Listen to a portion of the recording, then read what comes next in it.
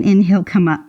Now, a variation today that might help with your boomerang, clasp your hands, push your knuckles into the mat, and draw your collarbones wide without your ribs flaring forward, so keep them drawn in. Now, this only works if you keep your elbows straight. Let's see what happens. We bring the chin in, and then as we round forward, the arms will start to float up if you keep them straight. Push your heels away. See how high your hands might go. Discover what that stretch is like, and then come on back up. Now, I want to give you an image with this. So think of a string that goes from your navel through your back and wraps around your wrists. And let's try it again. Take a breath, round forward. And now as my arms lift, that wrist string is pulling my navel up. So they're connected.